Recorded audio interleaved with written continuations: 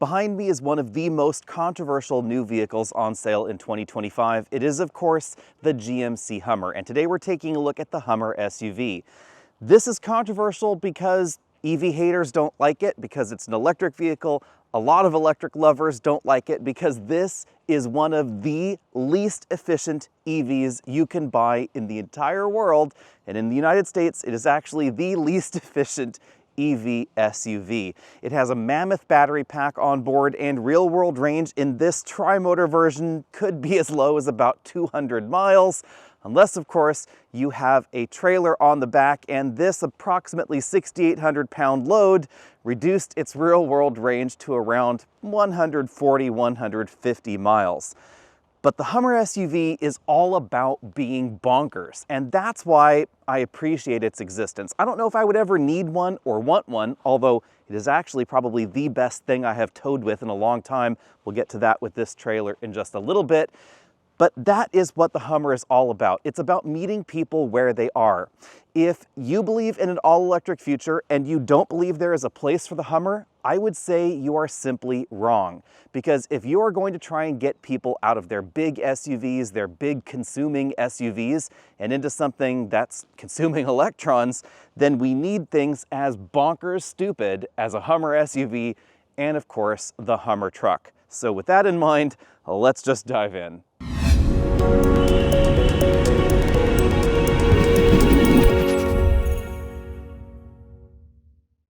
When General Motors decided to resurrect Hummer, they realized it didn't make sense to make it a standalone brand like it was before, and that's why this is a GMC Hummer.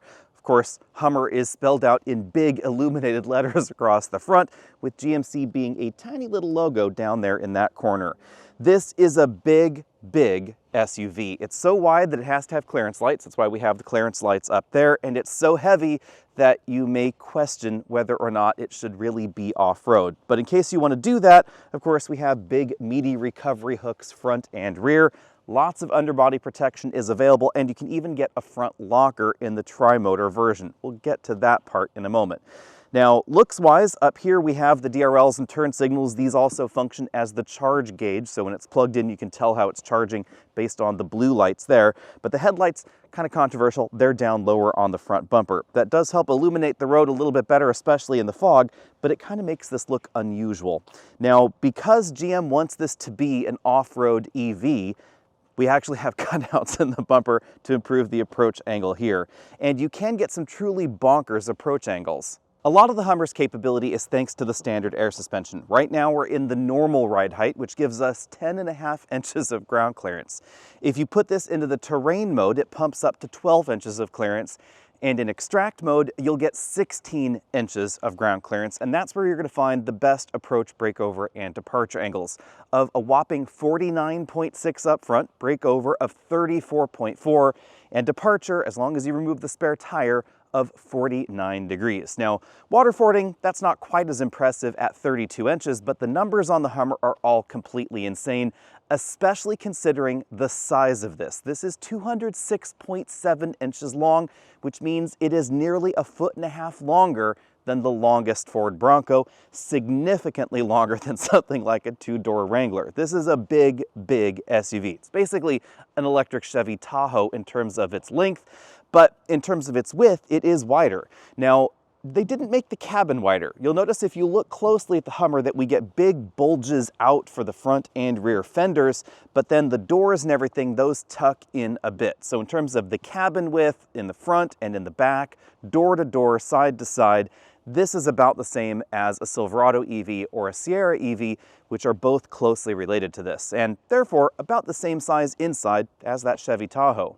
The width and the chunky style are really obvious from the back. We find the charge door right over here on the rear quarter panel. We'll get to that in just a moment. We have big LED taillights, of course LED marker lights on top because of the width, and then the swing to the side door with the spare tire on it. This is not my favorite location for a spare because, of course, it's attached to the door and that makes the door heavy, which is why we have the powered door. You'll notice it didn't open completely when I pressed that button. That's because the car is smart enough to know I have a trailer connected, and it realizes that if it let you open the door all the way, we would eventually hit something like the trailer. And if you are using a trailer with one of those front-mounted jacks, that's going to be a bit tricky as far as connecting the trailer. Also, the spare tire is so big. This is a huge, huge tire here. It's a 305/55 R22. So it's a big wheel with actually a decent amount of rubber on top, but it's so big that clearance with some of those trailer hitches is also a problem. I have a drop hitch on this one. It actually should be a little bit lower because this is so high, but if you did have a higher trailer, you do run the risk of not really being able to connect it with the spare tire there. Also, something I did not notice initially is the location of the backup camera right there in the middle of the spare tire. The problem with that is that even though it's looking straight down, it's looking straight down at the spare tire, and that means check out where the hitch is. It actually is quite far under the spare tire, again, making backing up to that trailer just a little bit trickier than I had thought.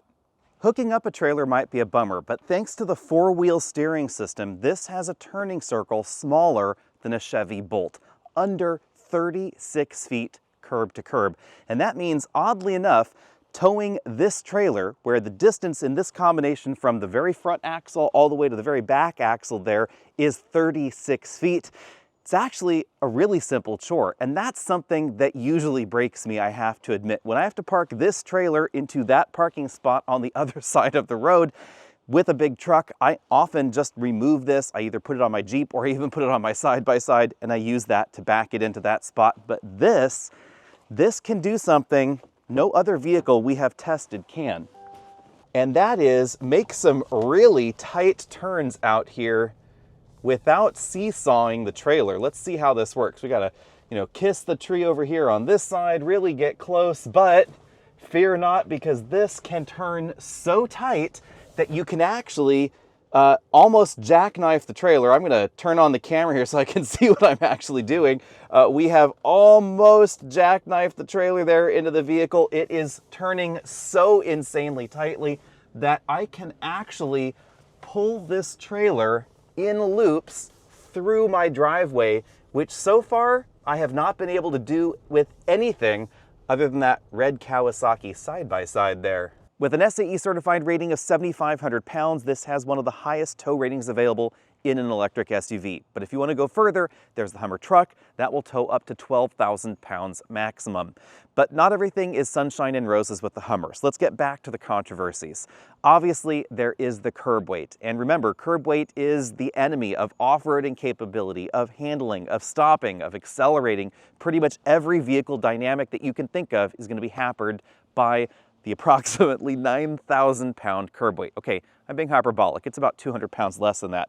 But we're still talking about 3 Mazda Miatas, and the battery pack alone weighs almost as much as a Honda Civic. This uses one of GM's 20 module Ultium battery packs. Think of it as 2 Chevy Blazer battery packs stacked one on top of each other. So for every one Hummer they make, they could have made 2 Equinoxes or 2 Blazers. That gets even crazier when we talk about the Hummer truck, because that uses a 24 module battery pack with over 200 kilowatt hours of capacity. So that's more batteries than you find in 2 Tesla Model S's or 2 Tesla Model X's. On the motor front, you have the choice of a dual motor or a tri-motor model. The dual motor model is logically the base version. That's the 2X.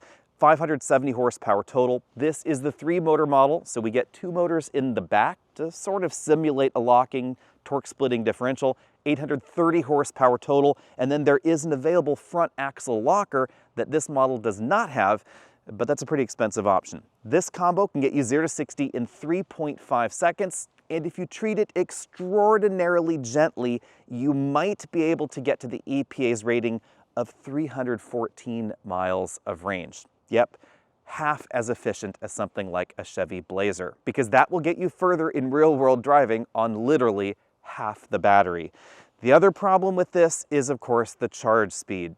GM says you can get 100 miles of range at a DC fast charge station in just 14 minutes. That's pretty true. If you can find the right DC fast charge station, of course, you could theoretically go from about 5 to 35% in that 14-15 minute time frame. However, on a road trip, if you more realistically wanted to go from 5% to 90%, so you could reclaim closer to the approximately 250 real-world miles of range, that's going to take you about 2 hours. And charging at home is definitely going to take a while with a battery this big, about twice as long as a Chevy Blazer. On the other hand, the Blazer won't give you a front trunk, and the Hummer SUV and the Hummer truck do. This is not the biggest front trunk, but you could squeeze two 24-inch roller bags in here if you really tried, and you have somewhere to put the T-top because the removable roof panels will actually occupy this entire space if you want to take them off and stick them somewhere. A lot of folks are surprised by the proportions of the Hummer because this is big and tall and wide on the outside, but on the inside it feels quite a bit shorter. I actually do have over 40 inches of headroom up front, but only when the seat is all the way down in its tracks. And because the sills and the hood and everything is so high, it kind of feels like I'm an 8-year-old trying to drive Dad's car. Everything is just so big feeling on the inside that you end up really needing to move your seat quite high up, even at 6 feet tall, in order to feel like you're driving a regular truck. You should also know that between the floor and the ground, in regular ride height mode, it's nearly 28 inches. So if you're a shorter person, you may find it difficult to actually get in and out of this vehicle. Also worth considering is the distance between the driver's footwell area and the actual side of the rock rails, which is about 16 inches, but still even quite far. If you don't choose that option, that does mean that folks are going to be brushing their pants on the mud as you get in and out. On the other hand, the back seat is absolutely huge. We have well over 80 inches of combined legroom in here, so if you want to stuff rear-facing child seats or larger adults in the back, both of those will fit just fine. And we have a really wide bench seat, significantly wider in the back than something like a Rivian R1S, because this is a full-size SUV with interior dimensions much more like a GMC Yukon than something like that Rivian R1S. Really, really obvious if you scoot all the way over to this side. I am really quite far from that door. There's just no hope of me being able to sit in a natural position and even touch the side of the vehicle over there. This front seat's all the way back in its tracks. As you can see, I still have a little bit of legroom left. On the downside, rear passengers get less headroom than the front, actually notably less, especially if you choose the option for the removable panels in the roof. With this seat now in its most upright position, if I put my head back to the head restraint, my hair is definitely brushing the ceiling in the back. Behind the power door in the back, we find just under 36 cubic feet of cargo capacity. Again, because I have a trailer connected to it, it's not going to just fling the door open. It has an electric stop on it, so it is going to stop in any position. When you're on a hillside, that's going to be really handy because that spare tire is really heavy. It does mean that you do have to kind of muscle it open if you want it fully open on this hillside though. The rear glass, that rolls down, which is a nice touch. But the proportions of this vehicle make it seem like the cargo area is smaller than it really is. 24-inch roller bags, as you can see, stack up quite nicely in the back. I was able to squeeze 6 in here, wasn't quite able to squeeze 2 extra 24-inch bags, but some of the smaller luggage will fit back here, but that brings the total up to 8. So 6 back here, 2 in the front trunk.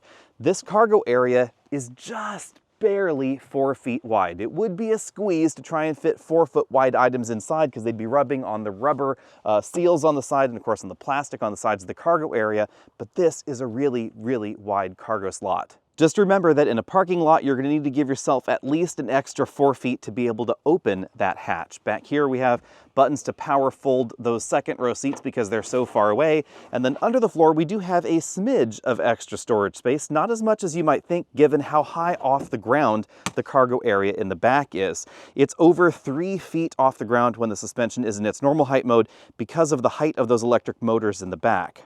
As you'd expect with a standard spare tire, GM includes a jack, and it is a pretty hefty scissor jack back there in that rear storage area. Let's take a look around the inside now. This model has the optional removable roof panels. You can also get a canvas top, which is kind of interesting. It's an itty-bitty little canvas top that just goes over the front 2 seats.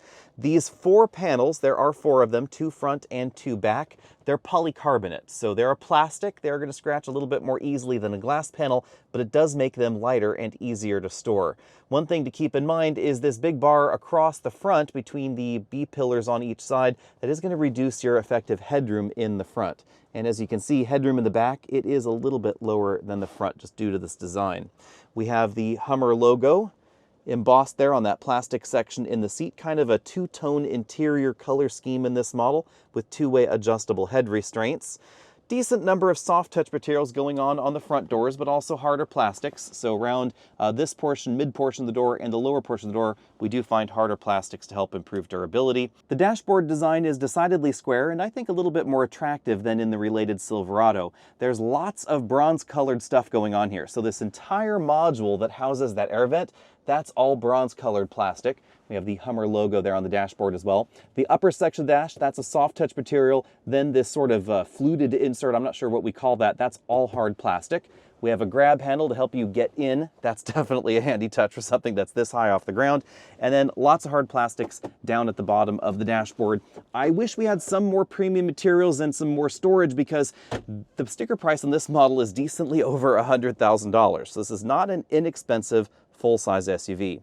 Here in the middle of everything, we have, of course, the latest GM infotainment software. It's based on the Android operating system, so Android Automotive, but we get Apple CarPlay. This is something that they've been removing in a lot of their electric vehicles. This still has it, thank goodness. It is actually one of the first and one of the last Ultium vehicles to get that particular feature. Let's go ahead and take a look at the cameras here so you can see what I was talking about with the hitch. That's the hitch down view. As you can see, you're looking at the tire spanning from there over to there, and you have absolutely no idea where that ball is positioned in the vehicle. Fortunately, though, you can just guess that it's right in the middle. It actually wasn't too hard to hook up a trailer.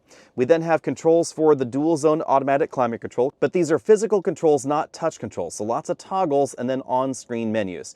We use it by clicking this button for the seats and then clicking these buttons for either heating or seat ventilation. The rest of the buttons pretty self-explanatory there. Heated steering wheel button, stability and traction control disable button.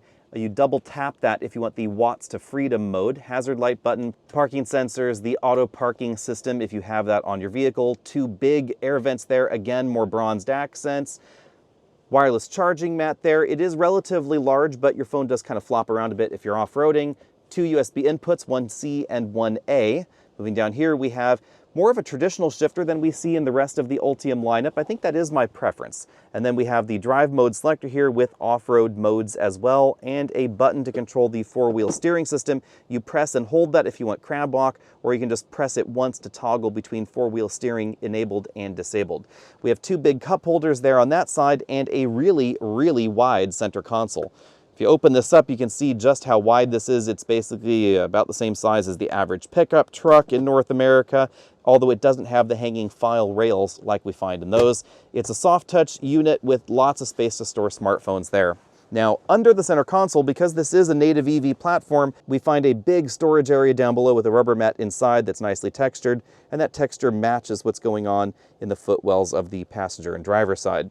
Over on the driver's side, we don't find a head-up display, but we do find a big, full LCD instrument cluster.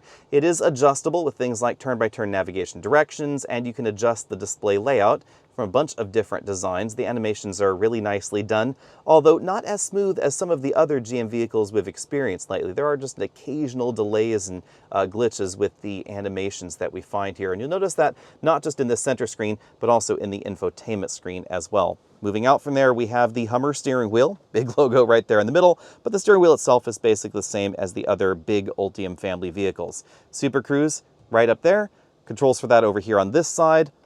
Lane centering buttons, how you engage and disengage that. And then over here, we have the controls for that multifunction LCD. Controls for the infotainment system, those are primarily on the back of the steering wheel. And then on this side, we have an extra regen button, regen paddle, but you can also control the regen by toggling from drive down to low or engaging the one pedal mode in the infotainment system. So you have a lot of control over the regeneration capability. Now, before we get this out on the road, let's talk about how you get 0 to 60 as fast as possible in the Hummer. You have to engage what the mode. Oh, I mean, watts to freedom mode. Wink, wink, nod, nod. So we stop, we hit the traction control button twice, we confirm, it'll ask us here, check vehicle surroundings, blah, blah, blah, blah, blah, hit sure, why not, let's continue. The vehicle will lower it down. It will also condition the battery if required. All that will have to do itself. You have to wait for it. It's lowering. Eventually, you know, one day. And then once it has finally engaged, you put your foot as hard as you can on the brake and as hard as you can on the accelerator pedal, you release the brake and away you go. And we're not going to do that because this road surface is a little on the slippery side. and because this will go 0 to 60 in 3.4 seconds. That's just a hair faster than GM said.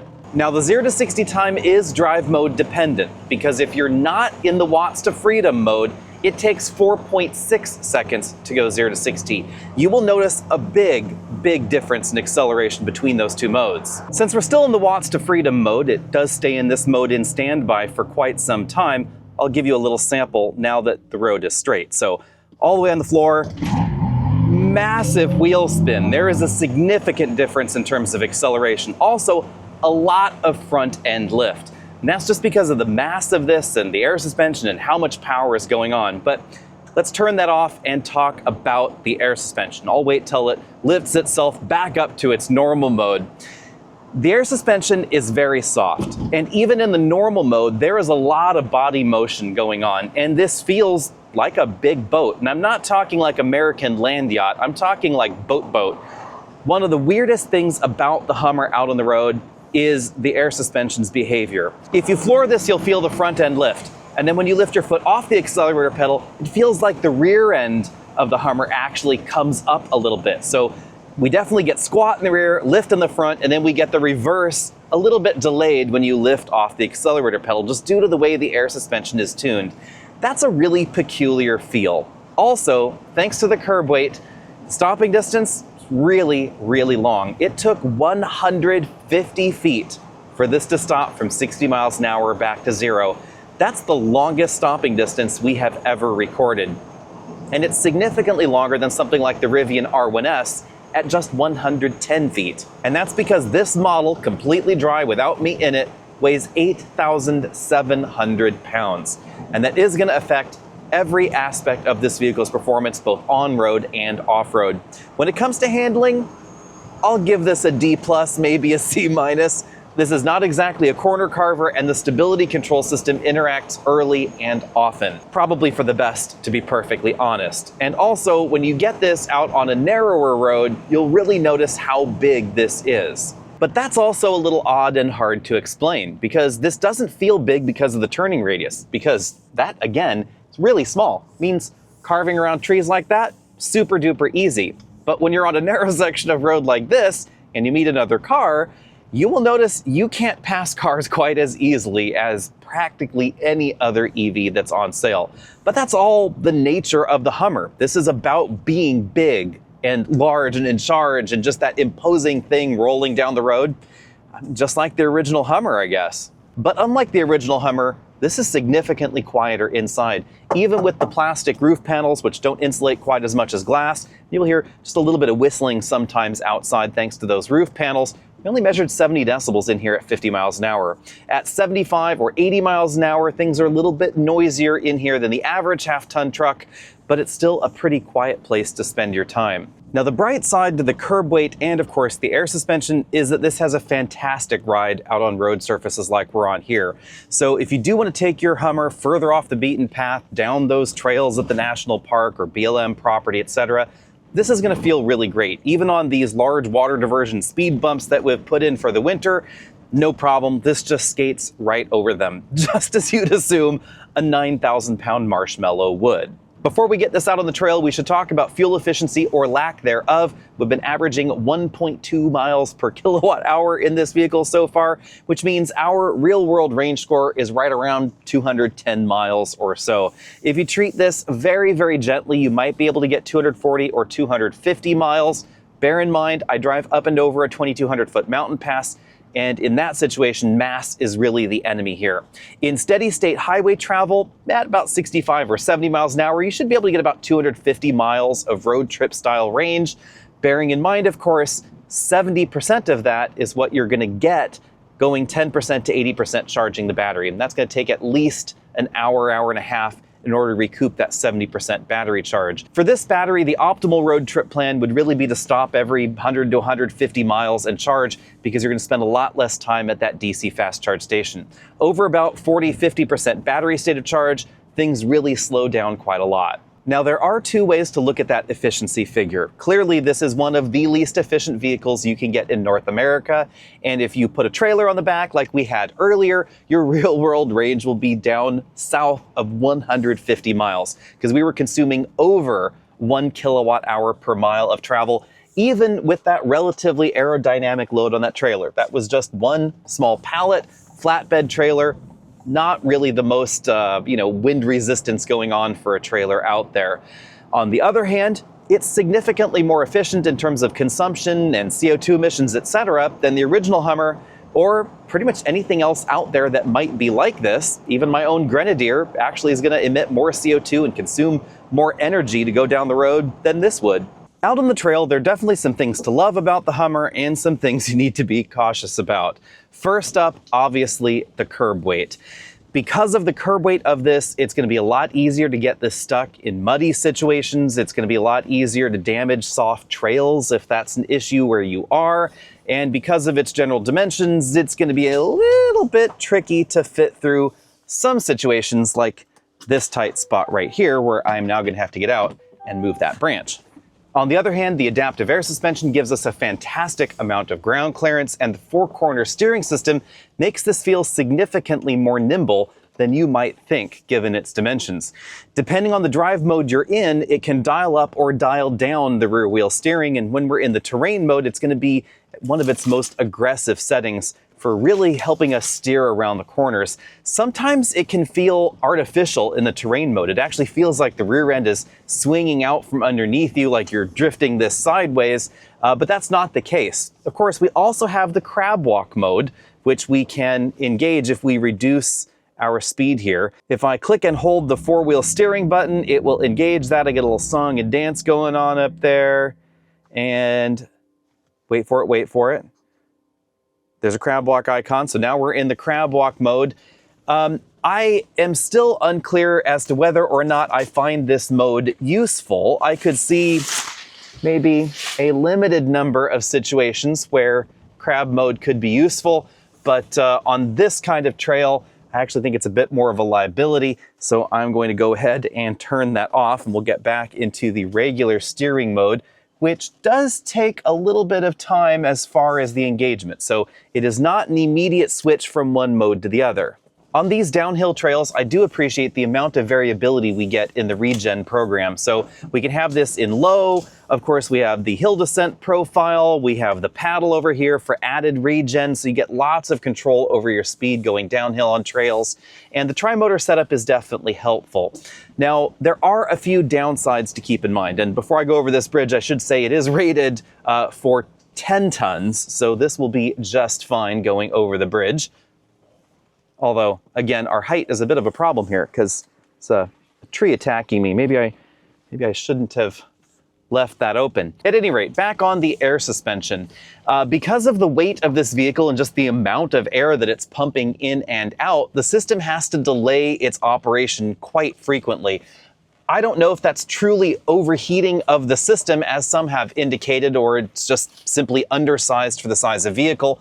But you should know that if you are in one mode of suspension height and you want a different one, you might have to be waiting for a while, especially if you really need the extract mode and you're thinking to yourself, oh crap, I've got to be somewhere, or I'm blocking everything, and you're just really worried about that, and you really need the extract mode. It can take some while for that extract mode to actually engage. And then of course, remember that the air suspension is going to be pumped all the way to its maximum extent, and that means that you can't drive very fast in extract mode, and of course, the suspension is going to be absolutely rock hard as well.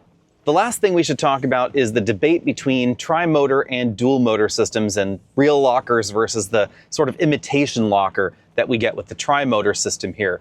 It behaves very similarly to the quad motor setup that we have in the Rivian lineup. I'm going to open up some of the off-road cameras here, which are kind of handy, in that they feel like open differentials, to be perfectly honest. The dual motor setup in the back, it feels like a regular car with an open differential and a traction control system.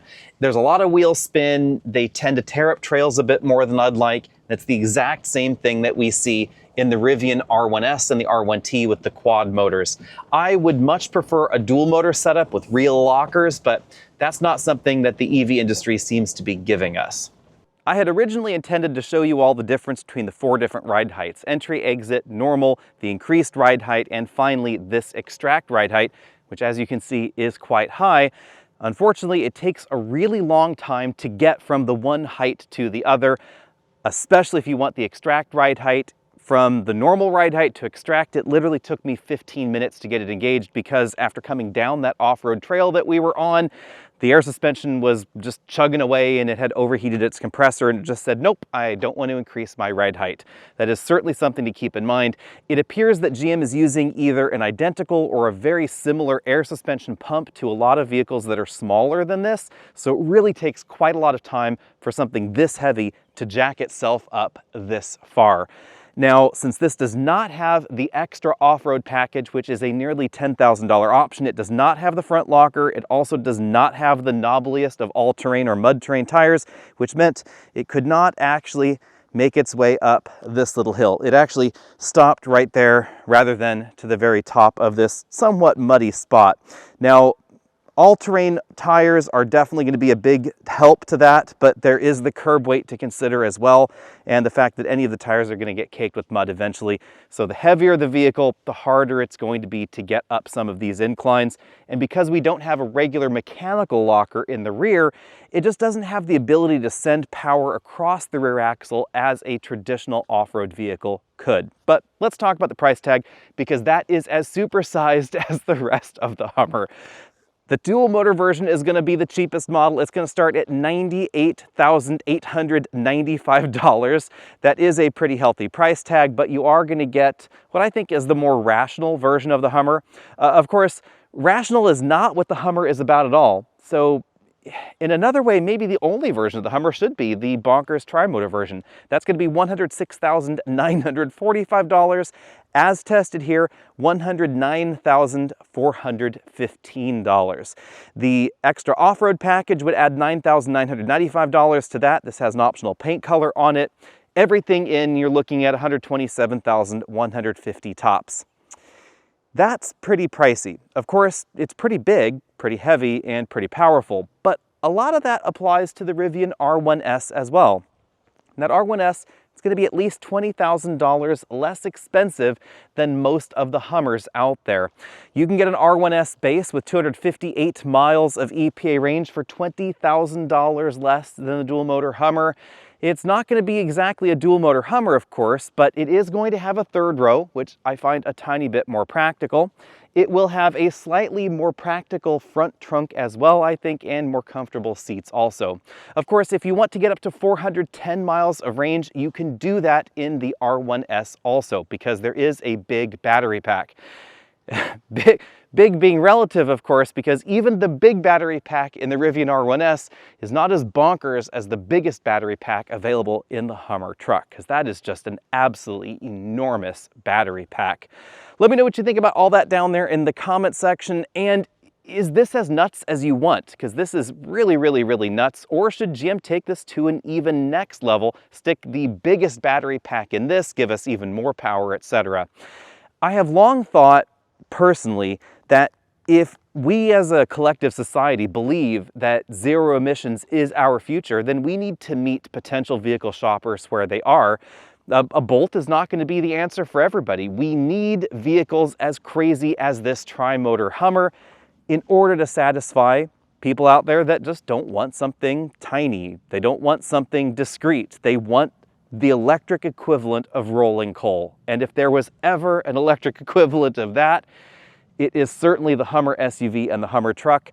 And even though that means they're not for me, I am glad that they exist. And this is exactly what more companies need to do. So as always, let everybody know what you think about that down there in the comment section below. Find us on Facebook, Twitter, Blue Sky, Instagram, Threads, all of the social media things. I have no idea why we need to be on all of them, but you know, hey, we're on almost all of them. If there is another one developing soon, I'm gonna draw my line in the sand and say no more.